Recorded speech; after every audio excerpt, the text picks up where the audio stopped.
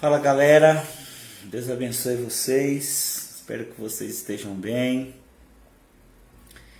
Deus abençoe aí a vida dos meus irmãos. Hoje eu quero aí compartilhar uma palavra de Deus, uma bela reflexão, bem rápida. Mas eu quero aí estar falando com vocês, amém? Vou deixar aqui uma reflexão aos meus irmãos aí.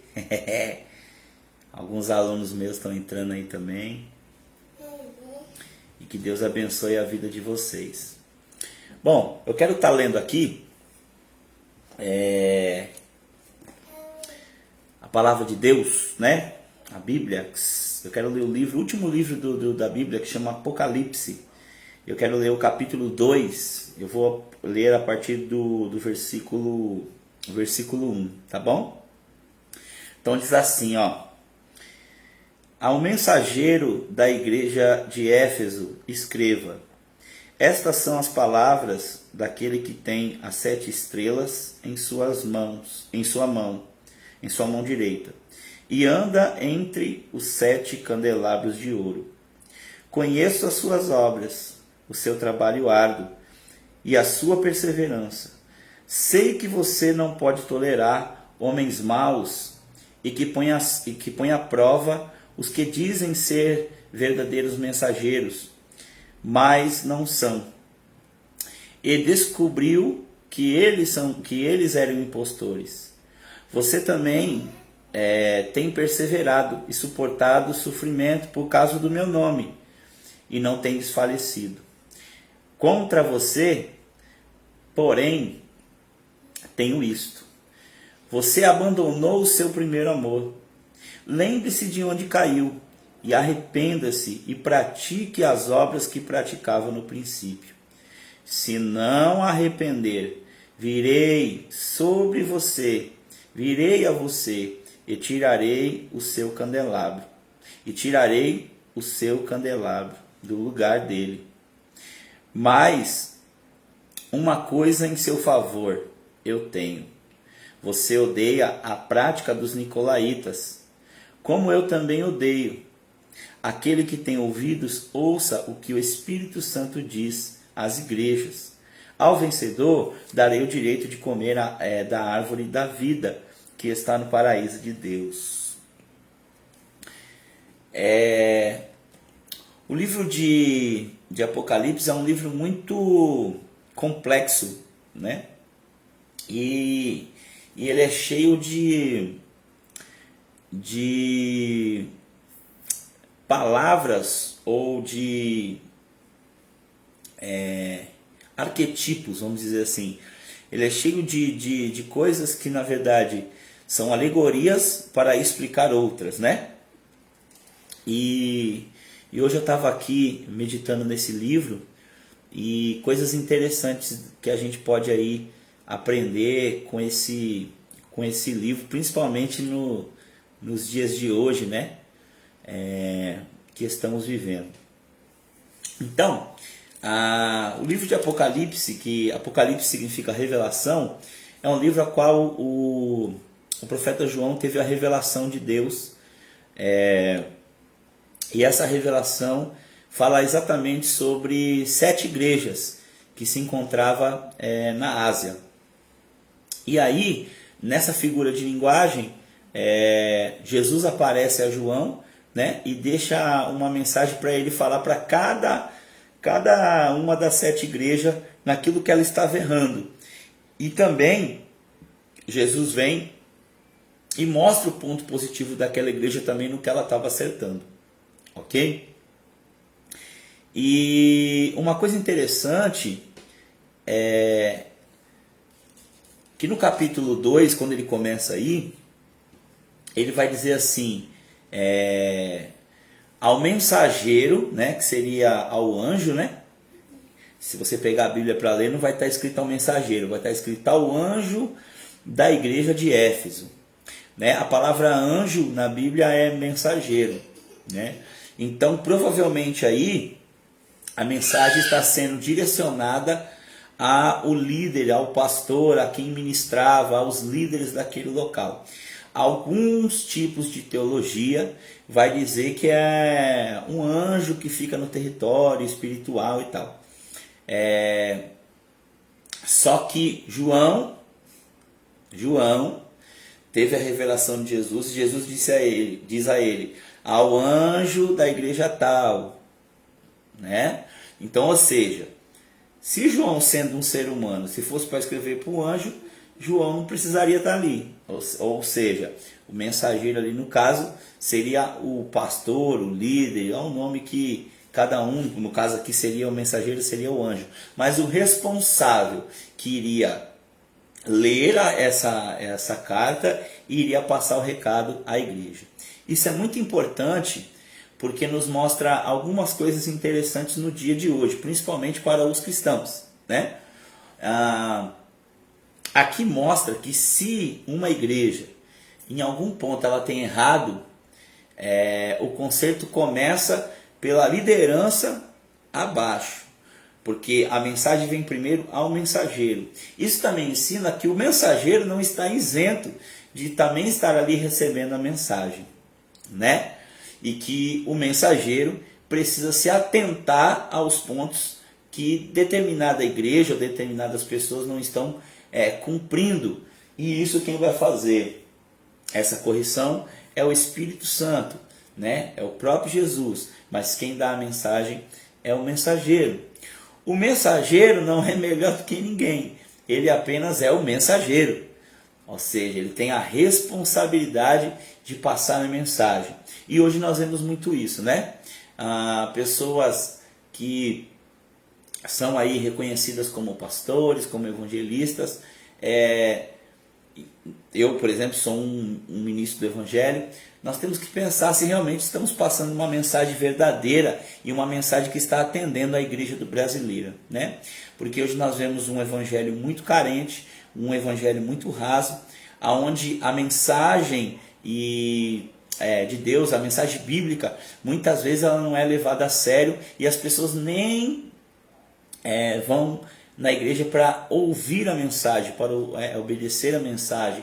Muitas vezes elas vão muito mais para louvar, vão para ver um relacionamento, vão para ganhar alguma coisa, vão atrás de Deus querendo algo, né? E a mensagem não, a mensagem ela vem para corrigir, vem para nos trazer trazer transformação no nosso caráter. E isso é bem claro como ele coloca aqui, né? E uma coisa interessante aqui, que então essa igreja ela tinha dentro dessa cidade de Éfeso outros tipos de religiões, né? E considerada por nós cristãos que seguimos a Jesus, religiões que não agradam a Deus, né? E a religião que era situada neste lugar era a deusa Artemis, né? E é curioso isso, porque uma da maneira que essa religião servia os seus deuses. Deus abençoe, meu irmão Maurício. Uma das maneiras que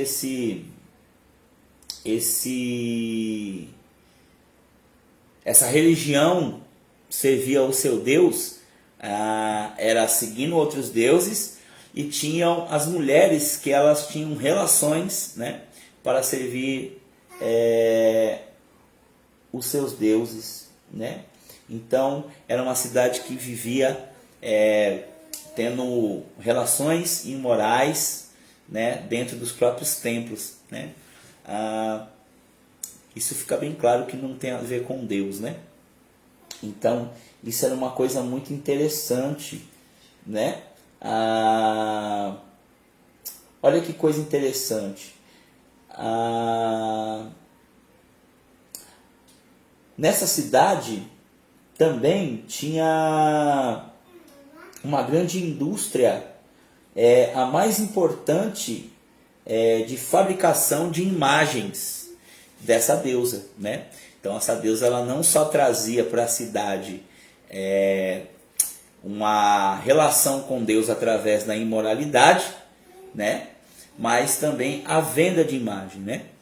E sendo Deus quem Ele é, indefinível, Ele já estabeleceu na sua palavra que nós não devemos adorar nenhuma imagem, nem escultura, né? Nenhum tipo de imagem. Devemos adorar somente o Deus. Que Deus? O Deus invisível. E adorar através do quê? Da adoração e através da fé. A fé para o cristão é o firme fundamento das coisas que a gente não vê, mas a gente espera. A gente não vê Deus, mas sabe que Ele existe. Olha que coisa fantástica, né? Por que eu estou contando aqui para vocês a questão histórica? Para que você possa entender, né, o quanto isso tem a ver com os dias de hoje. Talvez você esteja aí, vai ouvir essa palavra e está dizendo, poxa, mas o que tem a ver com hoje? Então, quantos tipos de religião hoje apoia o relacionamento sem casamento? Quantos tipos de religiões apoiam a imoralidade, seja ela de qualquer tipo? E quantos tipos de religiões, igrejas, ou qualquer centro aí religioso que apoiam a imoralidade e não pregam mais a verdade, né, da moral, do respeito ao próximo, né? As religiões, de uma maneira geral, hoje fala tanto do respeito, do amor ao próximo, e nós vimos ontem aí dos dois lados, né, seja lá qual for, porque se diz que esse país ele é cristão. Diz que 90%, a 80% a 90% desse país ele é cristão. Mas quantas pessoas que nós vemos dizer, eu sou crente, mas continua no vício da droga, no vício da bebida, no vício da pornografia, trai sua esposa, trai seu marido, vive mentindo e o pior, não se arrepende. Olha que coisa assim de se pensar. Quantas pessoas se dizem católicos? Quantas pessoas que eu vejo dizendo assim, não, nós somos da religião de matriz africana, e lá não é permitido traição, não é permitido isso não. E eu vejo, né, milhares de pessoas traindo, adulterando, sendo praticantes no vício da bebida, das drogas, da maconha, apoiando o aborto, né? Apoiando ideias que não partem de Deus, né? Então você que vai ouvir isso aqui, talvez você já seja cristão e você precisa repensar a sua vida, assim como eu tenho repensado a minha, né?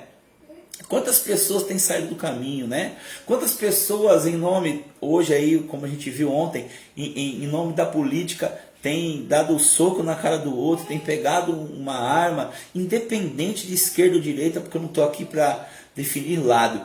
Até porque se esquerda e direita definisse o nosso relacionamento com Deus, era evidente que não ia acontecer o que está acontecendo dentro da nossa nação, né? Pessoas aí a cada dia sendo sofrendo preconceitos, seja ele racial ou de outro tipo de preconceito, porque não só existe o preconceito racial, né?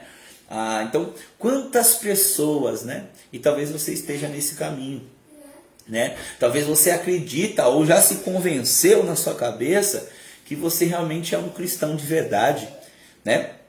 Ou que a sua religião está certa, mas no meio desse caminho aí você percebe que a sua religião, né? O sacerdote, sei lá como o nome de cada um dá, né? Ele não te traz para um caminho da luz, né? Ele não prega. Pode ser até dentro de uma igreja evangélica, porque hoje, por exemplo, nós temos vários tipos de igreja evangélica. E algumas nem estão preocupadas com a conversão dos seus membros. Ela está preocupada com a campanha, com a vitória, né? Com os benefícios dessa terra. E não tem pregado uma verdadeira mensagem. Mas o Espírito Santo levanta pessoas, assim como eu, né, e outros tipos de pessoas, para trazer uma mensagem verdadeira, a partir do examinar das Escrituras.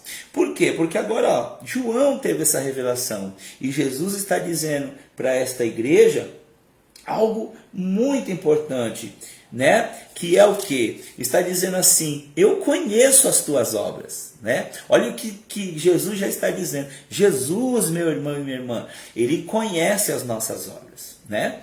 E algumas pessoas vão dizer assim: não, nós não somos salvos pelas obras, somos salvos pela fé.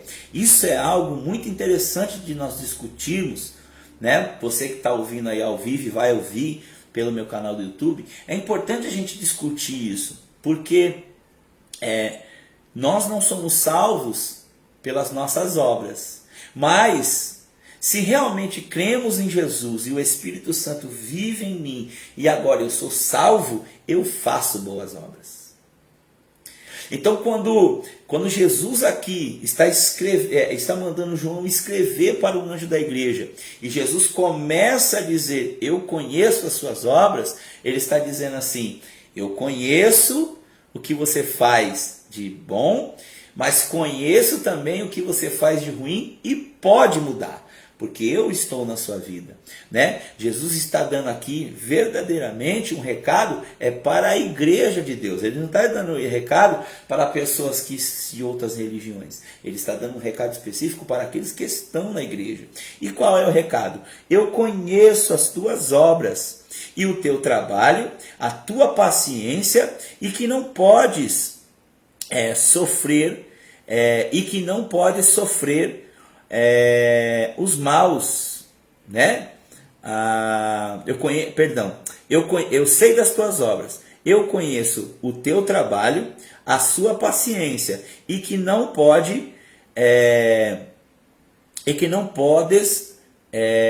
sofrer os maus. Ou seja, o que ele vai dizer aqui? Olha que coisa interessante. Ele vai dizer aqui, ó: conheço as suas obras, ok? Conheço, sei o que você está fazendo, ok? Conheço o seu trabalho árduo, ok? E a sua perseverança. Sei que não pode tolerar homens maus, e que pôs à prova os que dizem ser mestres ou apóstolos, mas não são. E descobriu que eles eram impostores. Vamos parar aqui e pensar em cada coisa aqui interessante. Olha que coisa fantástica. Quando Jesus está dizendo que conhece as obras e o trabalho árduo e a perseverança, né? E sabe que eles não podem tolerar os homens maus, ele está dizendo aqui perfeitamente que ele vive no meio desta igreja e que o seu espírito opera sobre essas pessoas. E que nessas áreas, nessas determinadas áreas, essas pessoas agora conseguem se submeter ao Espírito Santo de Deus. Mas uma coisa também interessante aqui, mostra que aqui as pessoas verdadeiramente estavam já em Cristo, mas por algum motivo, em alguma área, que nós vamos falar mais para frente, eles não estavam obedecendo a Deus. Olha que coisa interessante. Então, é possível realmente, meu irmão, você crer em Deus, dizer que crê em Jesus, mas não está fazendo a vontade de Deus. E é necessário que a gente, como cristão que somos, a todo dia analisarmos as nossas vidas. E aquilo que nós já sabemos que não estamos fazendo segundo a vontade de Deus, nós temos que buscar fervorosamente a presença de Deus. Nós temos que buscar, nós temos que mudar a nossa rota. A palavra conversão é mudar de direção, né? Então, de repente você aí crê em Deus, mas como eu disse, né? Não consegue largar o vício. De repente você diz crer em Deus, mas crê em Deus e mais alguma coisa. Não é Deus, né? Você está dizendo que crê em Deus, eu creio em Deus, mas eu creio na entidade A, na entidade B. Então você está, na verdade, desmerecendo a Deus, né? Porque Deus é tudo, né? Jesus é Deus, então só Ele é suficiente. Quando você diz eu creio em Jesus, mas precisa de mais alguma coisa para servir a Deus, né? você está desagradando a Deus, né? Você está dizendo que Deus é limitado. Então, quando eu deixo de ouvir a Deus para me guiar, né, em outras coisas, está errado. Novamente, mesmo que seja uma pessoa que se diz evangélica e que, por exemplo, crê muito mais no pastor dela do que em Jesus.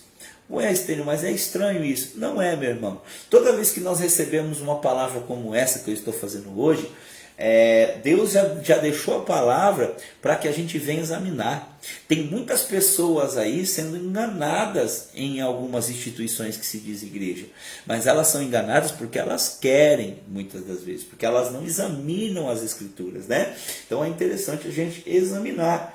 E ele vai dizer aqui, ó, conheço as tuas obras, sei que você persevera, conheço o seu trabalho árduo, sei que você não pode tolerar o quê? Homens maus e que põem à prova, que dizem que eram apóstolos. Ou seja, no meio da igreja de Deus, sempre haverá falsos mestres, com ensinos que não são segundo a palavra de Deus. E nós, como igreja de Deus, né, devemos estar atento a isso. E como que eu vou conhecer o que é verdadeiro? Aliás, como que eu vou conhecer o que é falso? Estudando o que é verdadeiro. Como que eu vou conhecer o que é verdadeiro? Lendo o que é verdadeiro e pedindo a Deus do céu, e sendo a sua fé verdadeira em Cristo, sendo ela verdadeira, o Espírito Santo vai te revelar. Hoje o que nós mais temos são igrejas que trazem falsas doutrinas e as pessoas apoiam essas doutrinas. Sabe por quê? Porque a Bíblia diz lá em Tiago que haveria um tempo que as pessoas pegariam mestres para elas mesmas, mestres que falariam coisas aos ouvidos dela, que iam entrar no coração, ia fazer com que o ego delas inflassem, que elas se sentissem importantes, amadas, e isso é uma coisa importante. Por isso que eu pus aí, né, na entrada da live, o verdadeiro amor de Deus, né? Como viver o verdadeiro amor?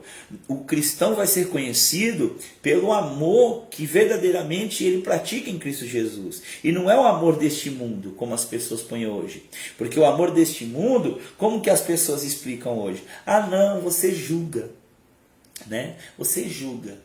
Ah, não, aqui você está condenando a pessoa. Não, o amor de Deus, ele é verdadeiro ao ponto de corrigir as nossas falhas, de trazer para nós o que a gente está fazendo de errado, para que haja em nós a conversão, para que haja em nós a transformação, né? Você que está me ouvindo e vai me ouvir, você sabe quando você erra. Né? As pessoas, elas sabem de verdade quando elas erram, mas elas preferem o quê? As falsas doutrinas. Mas essa igreja não. Ela examinava quando um pastor, né, um mensageiro ia pregar nesta igreja aqui, trazia uma mensagem, eles iam avaliar, eles iam perceber, eles iam ver se estava realmente escrito na Bíblia, né? Quantas pessoas perdem tempo hoje com um monte de coisa, né? Mas elas não buscam o seu lado espiritual. Só buscam o lado espiritual quando é para ganhar bênção, quando precisam de algo, mas não para mudarem as suas mentes, né? Não para ter a vontade verdadeiramente de estar do lado de Deus, de conhecer a Deus, de saber quem é Deus, né? Por isso as pessoas já estão perdidas aonde? No meio de um monte de religião, no meio de um monte de falsas doutrinas, seja no meio do povo evangélico, seja em outras religiões. Se você não crê no que eu estou falando, está achando que eu estou mentindo, não concorda comigo, olha como que um servo de Deus faz. Vá na paz, você não é obrigado a concordar comigo. Jesus não trouxe a sua palavra para forçar ninguém a ser cristão. Isso tem que fazer sentido à sua mente, tem que fazer sentido ao seu coração. Esse é o verdadeiro evangelho. E hoje, como que as pessoas ensinam? Um evangelho que tem que obrigar as pessoas, que muitas vezes tem que trazer as pessoas, traz às pessoas muito mais uma ameaça, né? Porque muitas vezes é como falamos, né? Então, você vai ouvir esse vídeo aqui, eu tá vendo? Eu não quero obrigar ninguém a nada, não. Se você não crê em Jesus ou crê do seu jeito, ok. Agora, um único livro que fala de Jesus, de fato, ou que tem mais relatos sobre Jesus, né? Aquele que é o mais velho, é aquele que é escrito de geração em geração, que pessoas testificaram sobre quem verdadeiramente é Jesus, está aqui, ó, é a Bíblia. Então eu acho muito interessante hoje, as pessoas elas criticam a pessoa cristã quando ela vai falar de algo que ela crê segundo a Bíblia, aí é preconceito. Mas ela pode dar a opinião dela de como ela acha que Jesus é, né? Ainda mais as religiões que misturam um monte de coisa. Então, por exemplo, tem religião, eu não vou dar nome aqui, mas a gente sabe. Eles dizem, não, a gente crê em Jesus, mas a gente crê em tal. Mas Jesus nunca disse isso, Jesus disse, eu sou o caminho. Ele não diz eu, mas tal coisa é caminho. Eu, mas tal entidade é caminho. Eu, mas tal sacerdote é o caminho, né? Não, ele não diz isso. Ele diz eu sou o caminho. E ele diz também pela palavra, o meu povo perece por não examinar as escrituras. Ele deixa claro isso. Então hoje as pessoas deixam na mão dos outros o que elas deveriam fazer, examinar, né? Olhar as escrituras. E aqui é bem claro, essa igreja ela fazia isso, ao ponto dela reconhecer o que era falso. Como eu reconheço que é falso? Quando eu sei o que é verdadeiro. Né? Então, deixa bem claro aqui para a gente aprender isso. E você que é igreja, você que é um cristão, repensar a sua vida. Será que quando alguém prega algo, será que quando você vê numa live, será que você que vai na igreja vê, sei lá, um sacerdote, eu estou dizendo a palavra sacerdote para não pôr palavras aqui, né? Porque hoje as pessoas são todas dodói, né? Para não pôr palavras aqui dizendo, olha, é fulano tal, é ciclano tal. Não, você que vai aí no que você crê, quando um cara diz lá, ó, tal coisa, você para analisar, né? Ou você que, meu irmão que se diz cristão, e aí eu posso falar com toda calma aqui, pelo menos poder, eu creio que sim, né? Você quando vê um pastor, um evangelista pregar, ou um padre falar algo desta palavra maravilhosa, quando você chega na sua casa, você analisa, você procura entender, você procura conhecer, você ora dizendo, Deus, eu quero saber se isso é verdade, né? Ou você fala, pô, que palavra abençoada, já estou legal aqui, e sai para a sua vida, porque se é isso, nada muda, né? Jesus disse, vinde a mim os que estão cansados e oprimidos. Isaías ele diz assim, aquele que tem sede, vem após mim, né? Por que você gasta, né, o seu dinheiro com pão, né, e coisas aí da terra, né? E não vem pegar direto comigo o pão verdadeiro. Jesus disse, eu sou o pão, né? Ele traz de maneira figurativa dizendo, por que você não aproveita seu tempo comigo, né? Relacionamento em Cristo ele tem que ser verdadeiro, ele não pode ser falso. E essa igreja ela reconhecia isso, ao ponto dela reconhecer os falsos impostores. E nessa cidade de Éfeso, como eu falei para vocês, não era muito fácil. Por quê? Porque tinha os nicolaítas, né? Quem eram os nicolaítas? Eram pessoas que entravam no meio da igreja e começavam a trazer doutrinas que têm um pouco de Jesus, mas coisas que não são de Jesus, né? E lógico que eu falei, como que era lá? Adoração a imagens e todos os rituais religiosos dessa cidade tinha a ver com promiscuidade, tinha a ver com relacionamento sexual. Então os nicolaítas, eles achavam normal pessoas e de maneira promíscua se pegarem, né? Seja homem com homem, mulher com mulher, mulher casada, caso ficar com outro cara. Então eles achavam a coisa normal. Era normal para eles. E o que a Bíblia diz?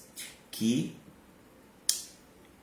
na questão moral, essa igreja, ela perseverava. Ou seja, era muito atacada. Porque as pessoas queriam continuar indo para a igreja, mas queriam ter as suas relações. Será que não tem a ver com o contexto de hoje? Hoje não é assim? As pessoas, elas adulteram, elas têm os seus relacionamentos lá da maneira que elas bem entendem, fogem do padrão de Deus, né? E se dizem cristãs, né? Ou estão em determinadas religiões e dizem, não, minha religião ela deixa. E a imoralidade toma conta, né? Então a Bíblia deixa bem claro isso, né? E os nicolaítas aqui não, eles não tinham vezes. Então essa questão moral nessa igreja, eles perseveravam. Perseveravam. Olha que coisa, olha que mensagem atual para os dias de hoje. Porque hoje a igreja conhece muito bem a palavra.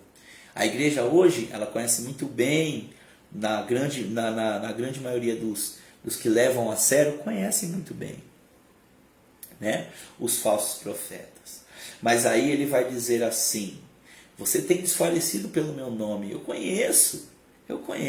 Mas contra você eu tenho uma coisa, né? E aí é muito interessante, né? Ele fala: contra você eu tenho uma coisa. Que coisa é essa? Aí ele vai falar aqui, ó. Porém tenho isto: você abandonou o seu primeiro amor. Lembre-se de onde caiu e arrependa-se e pratique as obras que praticava no princípio, né? Se não se arrepender, virei a você e tirarei o candelabro do lugar dele. Então olha que coisa interessante. O primeiro amor é popularmente conhecido pelos meus irmãos cristãos que o primeiro amor é a alegria da minha primeira conversão. Isso eu chamo de emoção, não tem nada a ver, né? Isso é emoção. O que é verdadeiramente o primeiro amor? É a alegria de servir ao outro. É a alegria de ajudar ao próximo. É a alegria de estender a mão ao outro. É a alegria de servir. É a alegria de estar junto de verdade, né? Essa igreja estava muito preocupada com a questão teológica.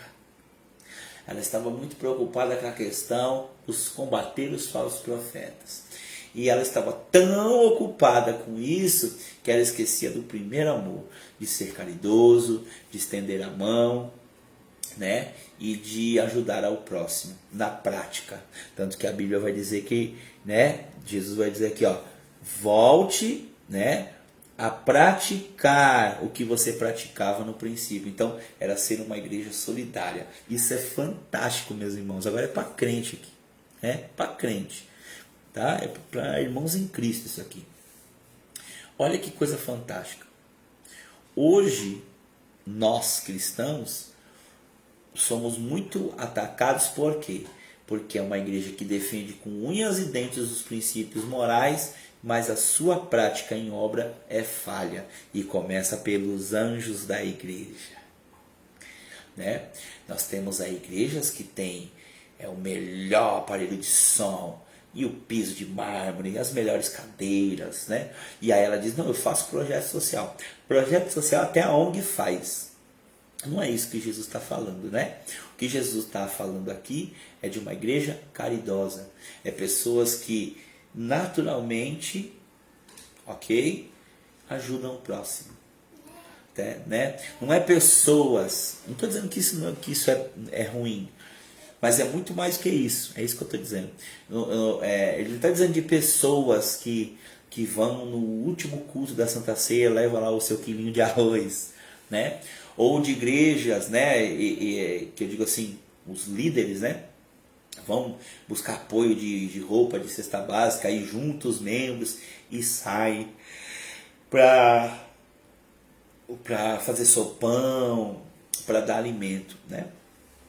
Nota-se, meus irmãos, com todo o amor que eu tenho à Igreja do Senhor, que todo tipo de religião faz isso, né? Tem religiões aí que fazem até melhor. Melhor. Só que Jesus está falando de algo muito maior. Está falando de algo que é citado em Atos dos Apóstolos. Como que em Atos dos Apóstolos era? A Bíblia diz que em Atos dos Apóstolos, pessoas vendiam os seus terrenos para pegar o dinheiro e dar ali à igreja, e aquilo era dividido conforme a necessidade de cada um, né? As pessoas não precisavam se reunir num templo para fazer sopão, né? A pessoa que era igreja de Cristo, ela a todo momento ela estava ali ajudando o próximo, porque ela vivia em amor. Olha que coisa fantástica. E é isso que a igreja de hoje falta, né? Porque é muito fácil eu juntar dentro da igreja um prato de comida, um prato de sopa e levar, né? E quando eu estiver voltando necessitado, precisar, e eu não tiver coragem de ajudá-lo, de alimentá-lo, né? De tirar da minha casa e ajudá-lo. É muito fácil, né? eu dizia ali para uma pessoa de rua, um morador de rua, quando está ali, nossa, eu vou para dizer, Jesus te ama, mas quando estiver voltando para minha casa ou dentro do meu emprego, uma pessoa necessitada espiritualmente, e eu por qualquer motivo, arrogante ou soberbo, ou mesmo o endurecimento do meu coração, não praticar o amor. Você que é crente, que é cristão, verdadeiramente convertido em Jesus, que teve uma experiência verdadeiramente com Jesus, você sabe do que eu estou falando. Quando nós estamos no nosso primeiro amor, a gente não mede esforço, a gente faz de coração, o tempo todo nós estamos atentos para ajudar. Então é isso que está falando, não está falando de obrigação, está falando de algo verdadeiramente ligado ao amor. E essa igreja tinha se esfriado a isso. E hoje nós passamos o que passamos e somos muito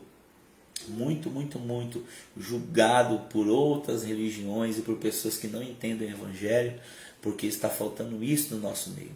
Pessoas verdadeiramente com esse amor, né? O amor de perdoar, né? De sermos verdadeiramente escândalo para o mundo e luz para o mundo, né? Luz para o mundo. Por isso que mais para frente ele vai dizer o quê? Se você não se arrepender, tirarei o candelabro do lugar, ou seja, tirarei o meu espírito a minha luz, né? Tirarei a igreja, ou seja, por que eu digo a igreja, né? Porque no capítulo 1, nos últimos versículos, vai dizer assim, ó, os 7 candelabros são a igreja, né? Então,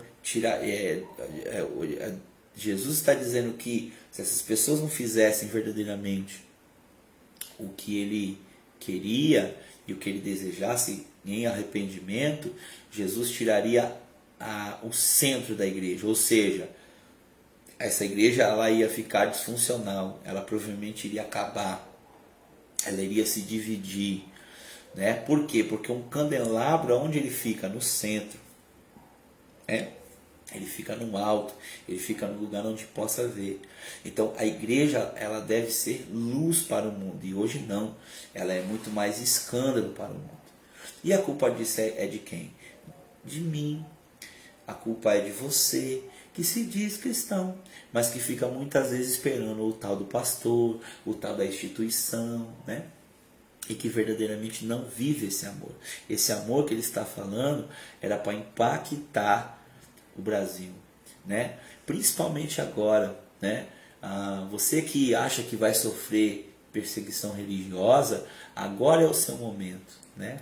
Agora é o seu momento de sofrer sem revidar, né? Sem tirar o seu revólver. Agora você que de repente for roubado, esse é o momento de você dar o seu celular com gosto e ficar quieto. Agora que nós vamos ver realmente quem é cristão de verdade.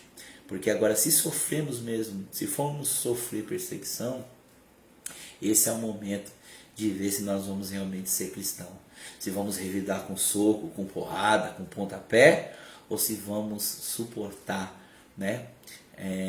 Como diz aqui, ó, com trabalho árduo, perseverança, né? Se vamos suportar, perseverando e suportando os sofrimentos por causa de Jesus. Porque um cristão de verdade é isso que ele faz. Ele não revida nas suas palavras, ele não revida em suas ações. Agora o que nós temos hoje em dia são muito mais religiosos, porque o candelabro já tem saído de muitas igrejas. De muitas igrejas.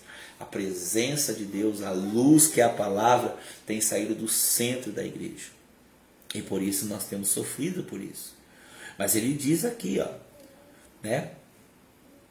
Volte às práticas. Se não se arrepender, tirarei o candelabro do lugar, né?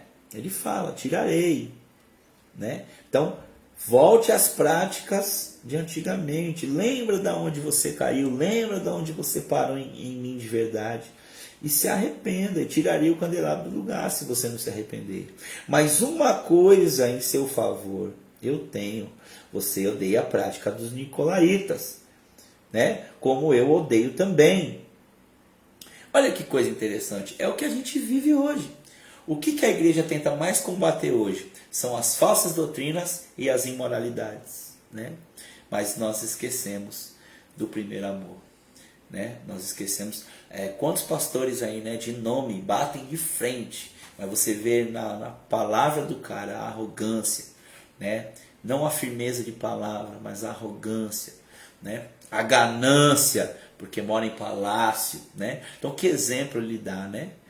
O líder, quanto mais conhecido ele é, né, mas ele deveria ter uma vida igual a Jesus. Aí os líderes ficam loucos. Ó.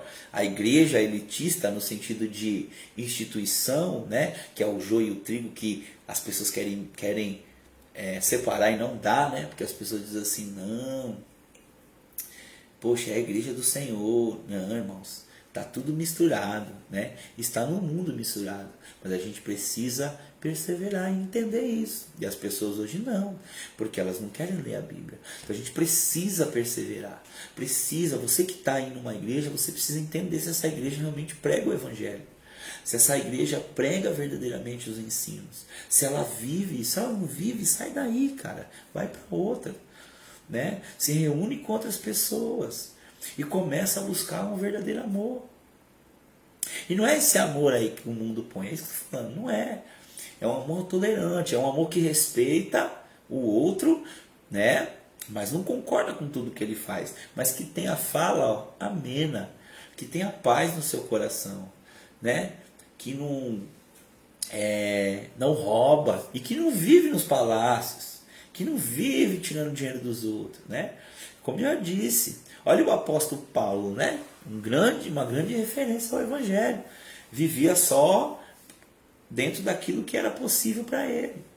Aí a gente vai ver, hoje em dia, os grandes líderes, né, cobram milhões. E aí os que é de fora começam a ter direito de julgar os que são de dentro. E tem razão. Por quê? Porque a galera daqui faz da igreja hoje muito mais um comércio e uma empresa do que verdadeiramente a igreja do Senhor. E a Bíblia está dizendo isso ao povo lá atrás, que conhecia muito bem de Bíblia. Hoje nós temos 500 mil teólogos, 700 mil comentaristas, nós temos aí faculdade disso, faculdade daquilo, mas e o amor? Né? E de novo, o amor na prática, ajudar o outro, não é esse amor desse mundo. Qual que é o amor do mundo? Ah, está adulterando. Não, mas é amor.